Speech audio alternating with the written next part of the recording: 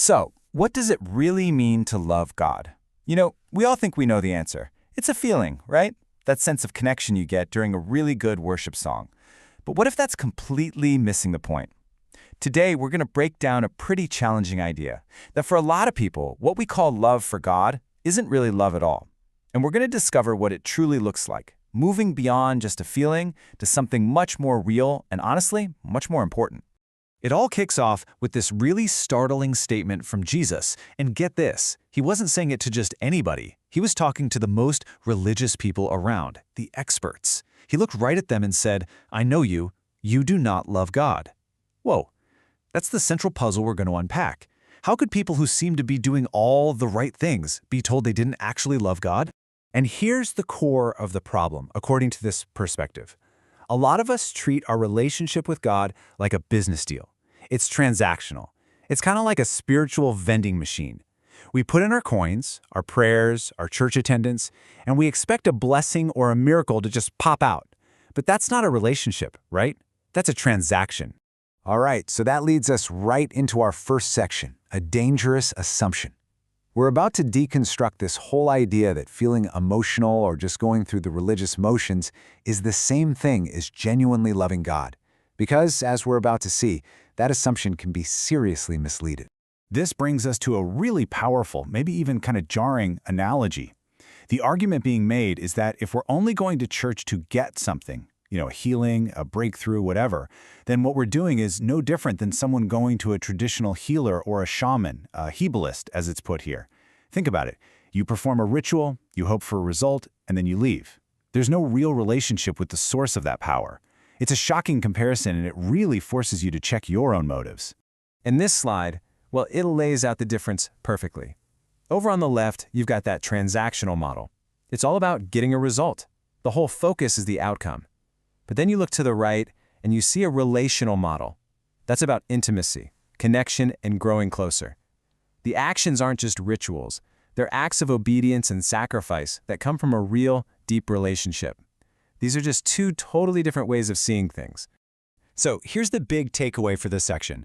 Just assuming you love God because you get an emotional rush every now and then is a trap. Just like the quote says, assumption is the lowest level of knowledge. We have to push past those temporary feelings to find out what real, genuine love actually looks like in action. Okay, so you might be wondering, what's the big deal if my love is a little transactional? Well, that brings us to our second section, where we dig into the consequences of this lukewarm love. And let me tell you, the stakes are incredibly high. This isn't just some small theological point. It has serious, even eternal consequences. This perspective outlines three pretty profound dangers.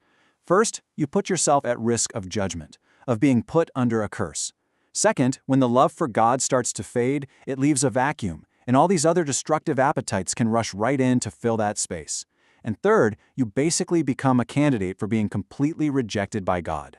Let's break each of those down. That first danger, it's tied to this ancient biblical term, anathema maranatha. The easiest way to think about it is like this. Back in the Old Temple, if an object was considered cursed or defiled, they'd set it aside to be dealt with later. It was basically marked for disposal. Well, this same concept is applied to a person who doesn't truly love God.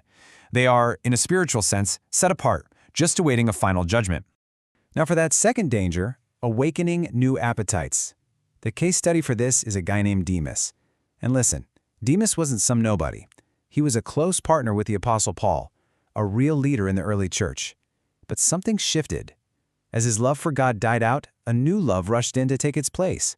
Just like the scripture says, he started to love this present world more, and he walked away from it all. And that leads us to the third, and honestly maybe the most terrifying danger: total rejection.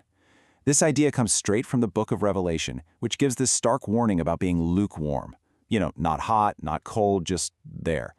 The imagery is so graphic. The consequence isn't just a slap on the wrist. It's the threat of being vomited out. It's a powerful metaphor for complete and final rejection. All right, so we've seen the problem and the pretty scary stakes. So if love isn't just a feeling, then what in the world is it? This brings us to section 3. We're pivoting now from the problem to the solution. We're going to explore what God actually calls love. And spoiler alert, it's not an emotion. It's a series of deliberate, tangible actions. So according to this viewpoint, the evidence of your love isn't found in your heart, it's found in your hands. It's a whole checklist of actions, things like obedience to his commands, showing reverence and honor, giving sacrificially, serving other people, and actively going after a holy life. See the pattern? None of these are feelings. They're all choices and actions. And the number one piece of evidence, the one that's stressed above all else, is obedience. This verse just makes it so direct you can't miss it. It doesn't say, if you love me, you'll feel warm and fuzzy. It says, if you love me, keep my commandments. From this perspective, obedience isn't a suggestion. It is the clearest, most measurable proof of love there is. This same principle applies to our money and our time too. I mean, look at the image on the left. That's transactional giving, right?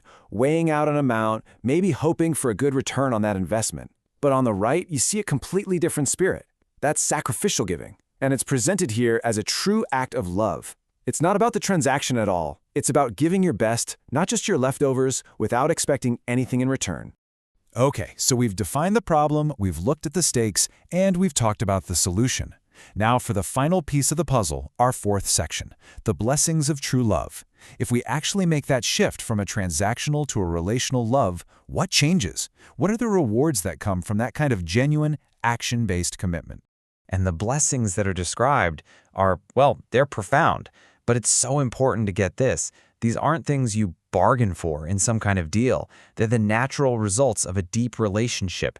Things like getting access to divine secrets, having a promise that everything, the good and the bad, will ultimately work out for your good, divine protection and deliverance, and this deep down boldness, even on the day of judgment.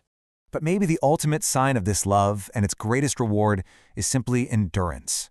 We've all heard this famous verse, but here it's connected directly to love.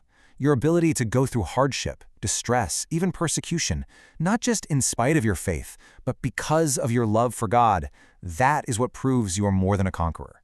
It's the final exam, the real test of genuine love. And so, this whole breakdown really leaves us with one final, powerful question to ask ourselves. It's a personal inventory check. Forget about feelings for a second and just ask yourself this. What trials can you endure for what you claim to love?